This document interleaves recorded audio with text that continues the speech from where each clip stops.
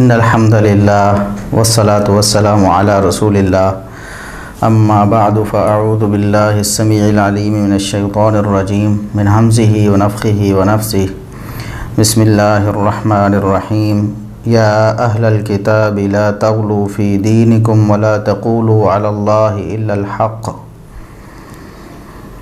محترم سامعین اور معزز ناظرین، آج کا یہ ہمارا ایک مختصر سا پروگرام دین میں غلو کے حوالے سے ہے۔ بعض لوگ خصوصاً ہمارے بریلوی بھائی دین میں بہت زیادہ غلو کرتے ہیں، رسول اکرم صلی اللہ علیہ وسلم کی محبت میں حد سے آگے بڑھ جاتے ہیں، آپ کے مقام سے آپ کو اوپر لے جانا چاہتے ہیں، اور پھر وہ کہتے ہیں کہ دیکھیں ہم تو محبت کر رہے ہیں، یہ ہماری محبت ہے اور محبت میں کوئی دلیل نہیں ہوتی۔ آج اس سکرین پہ مولانا خادم رضوی صاحب آپ کے سامنے نمودار ہوں گے۔ وہ کہتے ہیں کہ محبت کے لیے دلیل کی ضرورت نہیں ہوتی۔ اہل حدیث جب بریلوی بھائیوں کو سمجھاتے ہیں کہ دیکھیں یہ بات جو آپ کرتے ہیں رسول اکرم صلی اللہ علیہ وسلم کی محبت کا نام لے کر، تو یہ غلط ہے، درست نہیں ہے، یہ قرآن و سنت کے منافی ہے، یا اس کی دلیل آپ کے پاس کیا ہے؟ تو وہ کہتے ہیں کہ محبت کے لیے دلیل کی ضرورت نہیں ہوتی۔ ہر بندے دلیل نہیں ہوتی، بندہ جو فلاں سے فلاں کی دلیل ہے، میں ہمیشہ یہ گل کرنا حضور نال محبت بغیر دلیل تو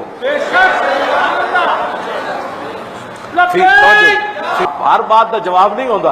لوگ کہیں جی اس کا کیا جواب ہے، میں کہ اس کا کوئی جواب نہیں ہے، اننے واہ محبت ہے، بس بات ختم۔ جبکہ قرآن کریم میں اللہ تبارک و تعالیٰ نے اہل کتاب کو اس بات سے خبردار کیا ہے کہ وہ اپنے دین میں غلو اختیار نہ کریں۔ ان کے دین میں غلو کیا تھا؟ یہ سورہ نساء کی آیت نمبر 171 میں نے آپ کے سامنے تلاوت کی ہے۔ اے اہل کتاب، اپنے دین میں غلو اختیار نہ کرو اور اللہ تبارک و تعالیٰ کے ذمے ایسی بات نہ لگاؤ جو ناحق ہے، یعنی جو اللہ اور اس کے رسول صلی اللہ علیہ وسلم نے نہیں فرمائی، اللہ نے وحی نہیں فرمائی اپنے کسی رسول پر، اس کو اللہ کے ذمے نہ لگاؤ۔ انما المسیح عیسی ابن مریم، غلو کس بات میں کیا تھا؟ عیسائیوں نے، نصرانیوں نے عیسی بن مریم کو اللہ کا بیٹا کہہ دیا، بعض نے الوہیت کا دعویٰ کر دیا۔ تو اللہ تبارک و تعالیٰ نے عیسی بن مریم علیہ السلام کی شان میں غلو کرنے کے حوالے سے اہل کتاب کو خبردار کیا۔ اس کا مطلب یہ ہے کہ نبی کی شان میں غلو ہو جاتا ہے، اور جو غلو ہوتا ہے وہ ناحق ہوتا ہے اور وہ بے دلیل ہوتا ہے۔ تو عیسیٰ علیہ السلام کے بارے میں نصارہ ہمیشہ غلو ہی کرتے رہے ہیں نا، اسی لیے تو اللہ تبارک و تعالیٰ نے انہیں فرمایا کہ عیسیٰ بن مریم تو اللہ کے بندے اور اس کے رسول ہیں۔ آگے اسی آیت کو اگر آپ پڑھیں پورا تو اس میں آگے تفصیل موجود ہے کہ اللہ تبارک و تعالیٰ کس حوالے سے انہیں ڈرا رہے ہیں۔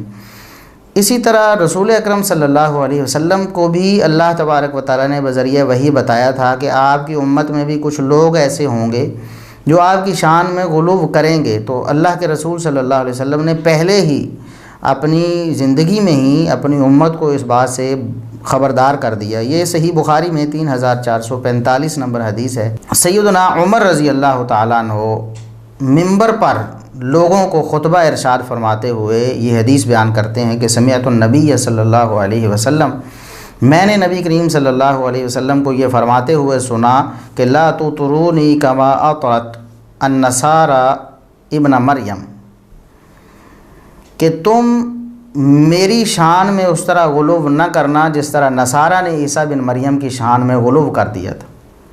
جس طرح نصرانیوں نے عیسیٰ بن مریم کو ان کی شان اور ان کے مقام سے اوپر لے جانے کی کوشش کی، اس طرح تم میرے بارے میں نہ کرنا۔ فَإِنَّمَا أَنَا عَبْدُهُ فَقُولُوا عَبْدُ اللَّهِ وَرَسُولُهُ، میں تو اللہ کا بندہ ہوں، مجھے اللہ کا بندہ اور اس کا رسول ہی کہنا۔ میری شان میں غلو کرتے ہوئے مجھے الوہیت کے مقام تک نہ لے جانا۔ یہ نبی کریم صلی اللہ علیہ وسلم نے بھی ارشاد فرمایا۔ اگر یہ کہنا درست ہوتا کہ محبت کی کوئی دلیل نہیں ہوتی، محبت میں آپ جو چاہیں کہتے رہیں، تو پھر نبی کریم صلی اللہ علیہ وسلم نے اپنی امت کو اس بات سے جو خبردار کیا ہے، اس کا کیا مطلب بنتا ہے؟ اسی طرح سنن ابن ماجہ، جامع ترمذی وغیرہ کی حدیث ہے، نبی کریم صلی اللہ علیہ وسلم کے ایک صحابی سیدنا معاذ رضی اللہ تعالیٰ عنہ شام سے واپس آئے اور انہوں نے آ کر نبی کریم صلی اللہ علیہ وسلم کے سامنے اپنا سر زمین پر رکھ دیا، سجدہ کر دیا، جسے سجدہ تعظیمی کہتے ہیں۔ ظاہر ہے کہ سب صحابہ کرام کو معلوم تھا کہ عبادت تو ایک اللہ کی ہے، عبادت کے حوالے سے تو وہ کسی کو شریک نہیں کر سکتے تھے۔ تعظیمی سجدہ انہوں نے کیا، نبی کریم صلی اللہ علیہ وسلم کی عظمت اور آپ کی جلالت کو سامنے رکھتے ہوئے سر کو جھکا دیا۔ تو نبی کریم صلی اللہ علیہ وسلم نے فرمایا ما ھذا یا معاذ، معاذ یہ کیا ہے؟ اور یہ سنن ابن ماجہ میں 1853 نمبر حدیث ہے، جامع ترمذی میں 1159 نمبر ہے، اور صحیح ابن حبان میں بھی موجود ہے، اس کی سند صحیح ہے۔ نبی کریم صلی اللہ علیہ وسلم نے پوچھا معاذ یہ کیا کر رہے ہو تم؟ میرے سامنے سجدہ تعظیمی کر رہے ہو؟ سیدنا معاذ رضی اللہ تعالیٰ عنہ نے عرض کیا میں شام میں گیا تھا، وہاں میں نے دیکھا کہ وہاں اپنے علماء اور بزرگوں کو لوگ سجدے کرتے ہیں۔ میرے دل میں خیال آیا کہ ہم صحابہ جو ہیں اللہ کے رسول صلی اللہ علیہ وسلم کے ساتھ یہ معاملہ کریں، یعنی آپ کو سجدے کریں تو یہ زیادہ لائق ہے۔ وہ اپنے علماء کو سجدے کرتے ہیں جو علماء جھوٹے ہیں، جو اللہ کی خالص تعلیمات ان کے سامنے پیش نہیں کرتے، تو آپ تو اللہ کے نبی اور رسول ہیں، سچے نبی ہیں، آپ کو سجدہ کرنا تو زیادہ جائز ہونا چاہیے۔ تو نبی کریم صلی اللہ علیہ وسلم نے ارشاد فرمایا فلا تفعلوا، میرے صحابی ایسا نہ کرو، اگر یہ سجدہ تعظیمی جائز ہوتا تو میں ایک عورت کو کہتا کہ وہ اپنے خاوند کو سجدہ تعظیمی کیا کرے، یہ جائز نہیں ہے، اور آپ صلی اللہ علیہ وسلم نے سختی سے اسے منع فرما دیا۔ صحابہ کرام رضوان اللہ علیہم اجمعین وہ بھی محبت کے لیے دلیل کی ضرورت کو محسوس کرتے تھے اور دلیل کے بغیر محبت نہیں کرتے تھے۔ سیدنا عمر بن خطاب رضی اللہ تعالیٰ عنہ کا واقعہ بڑا معروف ہے کہ وہ حجر اسود کے پاس آئے، یہ صحیح بخاری میں 1597 نمبر 1597 نمبر حدیث ہے، اسی طرح صحیح بخاری میں کئی مقامات پہ ہے، صحیح مسلم میں بھی ہے۔ انہوں نے حجر اسود کو جب بوسہ دیا تو کہا کہ انی لعالم انک حجر، مجھے معلوم ہے، یہ بات بخوبی میرے علم میں ہے کہ تم ایک پتھر ہو، لا تضر ولا تنفع، تم نہ نفع دے سکتے ہو نہ نقصان دے سکتے ہو۔ اگر میں نے رسول اللہ صلی اللہ علیہ وسلم کو نہ دیکھا ہوتا کہ وہ تجھے بوسہ دے رہے تھے، میں نے دیکھا کہ نبی کریم صلی اللہ علیہ وسلم ایسا کرتے تھے، تو ما قبلتک، میں تمہیں کبھی بوسہ نہ دیتا۔ تو عمر بن خطاب رضی اللہ تعالیٰ عنہ بھی کہتے ہیں کہ دلیل کی ضرورت ہے محبت کے لیے، حالانکہ پتھر ایک مقدس پتھر تھا تو اس سے محبت کی کیا دلیل؟ کہتے ہیں کہ کوئی دلیل کی ضرورت نہیں ہے۔ تو انہوں نے یہ نہیں فرمایا بلکہ فرمایا کہ رسول اکرم صلی اللہ علیہ وسلم کو میں نے دیکھا ہے، یہ دلیل ہے میرے پاس اس پتھر کو چومنے کی، میں صرف اس لیے چوم رہا ہوں، اگر میں نے نہ دیکھا ہوتا نبی کریم صلی اللہ علیہ وسلم کو تو میں کبھی اس پتھر کو نہ چومتا۔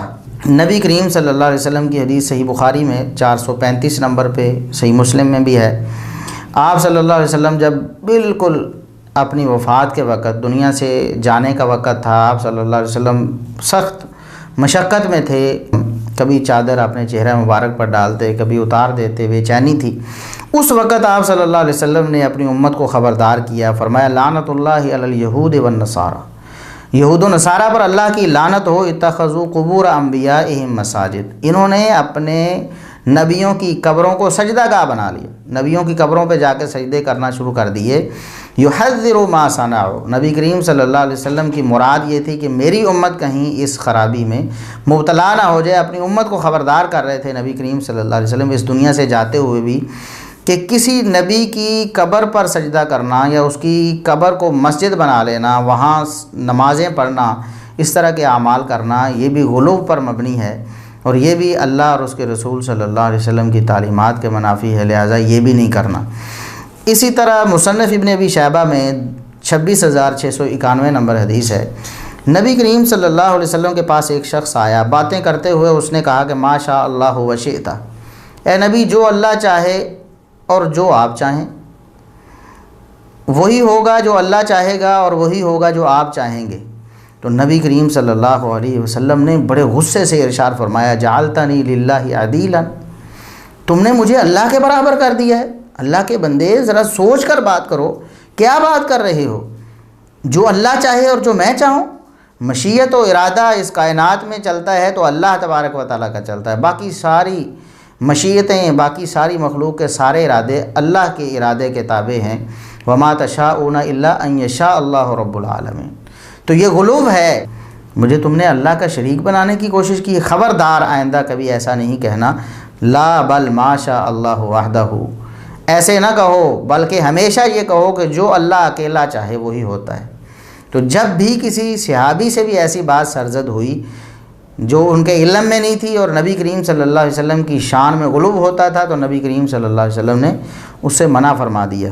مسند احمد میں 12551 نمبر حدیث ہے، سیدنا انس بن مالک رضی اللہ تعالیٰ عنہ بیان کرتے ہیں کہ ایک شخص نے نبی کریم صلی اللہ علیہ وسلم کی شان میں کچھ کلمات کہے، تو نبی کریم صلی اللہ علیہ وسلم نے ارشاد فرمایا، اگرچہ وہ کلمات درست ہی تھے، غلط نہیں تھے، لیکن خطرہ ہو سکتا تھا کہ وہ اس سے آگے بھی کچھ کہتا، یا اس سے سن کر کوئی اور لوگ پھر نبی کریم صلی اللہ علیہ وسلم کی شان میں ایسے کلمات کہہ دیتے جو غلو پر مبنی ہوتے۔ تو نبی کریم صلی اللہ علیہ وسلم نے ارشاد فرمایا، یا ایھا الناس علیکم بتقواکم، لوگو اللہ کا ڈر دل میں ہمیشہ رکھنا، لا یستہوینکم الشیطان، شیطان تمہیں بہکا نہ دے، گمراہ نہ کر دے جس طرح اہل کتاب کو گمراہ کر دیا۔ انا محمد بن عبداللہ، میں عبداللہ کا بیٹا محمد ہوں صلی اللہ علیہ وسلم، میں اللہ کا بندہ ہوں اور اللہ کا رسول ہوں، واللہ ما احب ان ترفعونی فوق منزلتی التی انزلنی اللہ، اللہ کی قسم مجھے یہ بات قطعاً پسند نہیں ہے کہ تم میرے بارے میں ایسی بات کرو، میری شان اور میرے مقام کو بلند کر دو اس شان اور مقام سے جو اللہ تبارک و تعالیٰ نے مجھے دی ہے۔ جو شان اور جو مقام اللہ تبارک و تعالیٰ نے میرا قرآن و سنت میں رکھ دیا ہے، اس سے اوپر مجھے لے کے جاؤ تو مجھے یہ بات قطعاً پسند نہیں ہے۔ یعنی یہ ناپسندیدہ عمل ہے کہ نبی کریم صلی اللہ علیہ وسلم کی شان میں غلو کیا جائے۔ اب رضوی صاحب کہتے ہیں کہ دیکھیں کہ ابلیس نے جب آدم علیہ السلام کو سجدہ نہیں کیا، اللہ نے سجدے کا حکم دیا آدم علیہ السلام کو، ابلیس نے سجدہ نہیں کیا۔ ابلیس نے کہا جی وہ تو مٹی سے بنا ہے آدم اور میں آگ سے بنا ہوں، لہٰذا میں بہتر ہوں، بہتر ہو کہ میں اپنے سے جو کام بہتر ہے اس کو سجدہ کروں، یہ میری عقل میں نہیں آتا۔ تو رضوی صاحب کہتے ہیں کہ اللہ نے ابلیس کو کوئی دلیل نہیں دی۔ خالق ہو کے کوئی رب نے وہ دلیل توڑی، انہیں دلیل دیتی، انہیں کہا میں آگے جو پیدا کی تو میں نے کیتا ہے، انہوں مٹی جو پیدا کیتا ہے میں اس واسطے سجدہ نہیں کرتا، رب نے آپ کو کوئی دلیل دیتی؟ سبحان اللہ۔ کہتے ہیں کہ چونکہ اللہ نے ابلیس کو کوئی دلیل نہیں دی تو ہم اہل حدیثوں کو کوئی دلیل نہیں دیں گے، جو چاہے ہمارے من میں آئے ہم کرتے رہیں گے۔ انا للہ و انا الیہ راجعون۔ رضوی صاحب اللہ تبارک و تعالیٰ آپ کو سمجھ دے کہ اللہ تبارک و تعالیٰ کا تو فرمان ہی خود دلیل ہے، اللہ تبارک و تعالیٰ جو فرمائے وہ دلیل ہوتی ہے، اور نبی کریم صلی اللہ علیہ وسلم بذریعہ وحی جو فرمائے وہ بھی دلیل ہوتی ہے۔ اللہ اپنے فرمان پر بھی کوئی دلیل دینے کا بڑا محتاج ہے؟ ہم محتاج ہیں رضوی صاحب، ہم محمد رسول اللہ صلی اللہ علیہ وسلم کے امتی ہیں، ہمارا ہر قول اور ہر فعل قرآن و سنت کے مطابق ہونا چاہیے، ہم اس کے محتاج ہیں۔ اللہ تبارک و تعالیٰ دلیل دینے کا محتاج نہیں ہے، اللہ تبارک و تعالیٰ جو فرماتا ہے وہی دلیل ہوتی ہے۔ تو آپ نے معاذ اللہ اپنے آپ کو اللہ تبارک و تعالیٰ سے کمپیئر کرنا شروع کر دیا ہے کہ چونکہ اللہ نے دلیل نہیں دی تو میں نے بھی دلیل نہیں دی۔ سبحان اللہ۔ اللہ تبارک و تعالیٰ نے قرآن کریم میں یہ ارشاد فرمایا، یہ سورہ نور آیت نمبر 63 میں کہ فَلْيَحْذَرِ الَّذِينَ يُخَالِفُونَ عَنْ أَمْرِهِ أَن تُصِيبَهُمْ فِتْنَةٌ أَوْ يُصِيبَهُمْ عَذَابٌ أَلِيمٌ۔ جو لوگ رسول اکرم صلی اللہ علیہ وسلم کی تعلیمات کی نافرمانی کرتے ہیں، جو آپ کے حکم کی نافرمانی کرتے ہیں، انہیں اس انتظار میں رہنا چاہیے، ڈرتے رہنا چاہیے کہ کب ان کو کوئی فتنہ اور کوئی آزمائش آ لے یا ان پر دردناک عذاب مسلط ہو جائے۔ تو نبی کریم صلی اللہ علیہ وسلم کا یہ حکم ہے، آپ کی یہ تنبیہ ہے اپنی امت کو، بہت تاکید ہے کہ لا تطرونی، کہ تم مجھے اس طرح میرے مقام میری شان سے نہ بڑھاؤ جس طرح نصارہ نے عیسیٰ بن مریم کو بڑھا دیا۔ اسی طرح آپ صلی اللہ علیہ وسلم نے ارشاد فرمایا صحابی کو کہ مجھے ما شاء اللہ و شئت کہہ کر جو آپ چاہیں اور جو اللہ چاہے، تم نے اللہ کا شریک بنا دیا مجھے۔ تو اللہ تبارک و تعالیٰ ہمیں قرآن و سنت پر با دلیل عمل کرنے کی توفیق عطا فرمائے۔ محبت رسول ہم وہ کریں جو قرآن و سنت کی دلیل سے ثابت ہے، بغیر دلیل کے کوئی عمل اللہ تبارک و تعالیٰ قبول نہیں فرماتا۔ خود قرآن میں اللہ تبارک و تعالیٰ نے سورہ حشر آیت نمبر 7 میں یہ ارشاد فرما دیا، وما آتاکم الرسول فخذوہ وما نہاکم عنہ فانتہوا۔ دینی معاملے میں جو بھی نبی کریم صلی اللہ علیہ وسلم تمہیں دے لیں اسے لے لو، اور جس سے آپ روک دیں اس سے رک جاؤ۔ یعنی ہمارا دین، ہماری محبت رسول، ہر چیز ہماری دلیل کی محتاج ہے، دلیل کے بغیر کوئی چیز نہیں ہے۔ اور نبی کریم صلی اللہ علیہ وسلم کی جو تعلیمات ہیں وہ فیصلہ کن ہیں ہمارے اور آپ کے مابین، مسلمانوں کے مابین۔ جہاں بھی کسی کا کوئی اختلاف ہوتا ہے، اللہ تبارک و تعالیٰ نے سورہ نساء آیت نمبر 59 میں ارشاد فرمایا فَإِن تَنَازَعْتُمْ فِي شَيْءٍ فَرُدُّوهُ إِلَى اللَّهِ وَالرَّسُولِ، اگر تمہارا اختلاف ہو جائے کسی معاملے میں، اسے اللہ اور اس کے رسول کی طرف لوٹا دو، دلیل کے محتاج بنو۔ اب ہمارا اختلاف ہے، کچھ معاملات ایسے ہیں نبی کریم صلی اللہ علیہ وسلم کی شان میں، ہم کہتے ہیں کہ آپ غلو کرتے ہیں، آپ کہتے ہیں کہ یہ عین محبت ہے اور یہ ثواب ہے، تو کیوں نہ اسے قرآن و سنت کی طرف لوٹا دیں، دلیل کے محتاج ہو جائیں۔ جو چیز دلیل سے ثابت ہو جائے قرآن و سنت سے، ہم اسے تسلیم کر لیں، اور جو چیز دلیل کے خلاف ہو جائے اسے ہم رد کر دیں۔ اور یہ تو قرآن کریم میں اللہ تبارک و تعالیٰ نے ارشاد فرمایا کہ میری جو محبت ہے، اللہ کی محبت بھی دلیل کی محتاج ہے۔ فرمایا قُلْ إِن كُنتُمْ تُحِبُّونَ اللَّهَ فَاتَّبِعُونِي، سورہ آل عمران میں آیت نمبر 31 ہے۔ اے نبی آپ اعلان فرما دیجئے کہ یہ جو لوگ محبت الہی کا دعویٰ کرتے ہیں، آپ انہیں کہہ دیں کہ اگر تم اللہ سے محبت کرتے ہو تو میری پیروی کرو۔ محبت الہی بھی محمد الرسول اللہ صلی اللہ علیہ وسلم کی پیروی میں، یعنی دلیل کے ساتھ، آپ صلی اللہ علیہ وسلم کی جو حیات مبارکہ ہے، آپ کی تعلیمات، آپ کے اوامر، آپ کے نواہی ہیں، آپ کی جو آپ کا اسوہ حسنہ ہے، محبت الہی بھی اس دلیل کی روشنی میں ہوگی، ورنہ قابل قبول نہیں ہوگی۔ تو یہ کیسے ہو سکتا ہے کہ خود نبی کریم صلی اللہ علیہ وسلم کی محبت بھی اللہ کی دلیل، اللہ کے فرامین، اور خود رسول اکرم صلی اللہ علیہ وسلم کے اپنے فرامین کی محتاج نہ ہو، اور ہر شخص جو چاہے دل میں آئے کہتا رہے؟ تو عیسائیوں کو کیا محبت نہیں ہے عیسیٰ علیہ السلام سے؟ ہم کیوں ان کا رد کرتے ہیں؟ قرآن نے کیوں ان کا رد کیا ہے کہ تم نے غلو کر دیا؟ عزیر علیہ السلام کی شان میں کتنا غلو کیا کہ انہیں اللہ کا بیٹا بنا دیا۔ یہ تو شان میں غلو تھا نا، وہ بھی تو محبت ہی کر رہے تھے۔ تو اللہ تبارک و تعالی ہمیں دلیل سے محبت کرنے کی توفیق عطا فرمائے۔ وآخر دعوانا ان الحمد للہ رب العالمین۔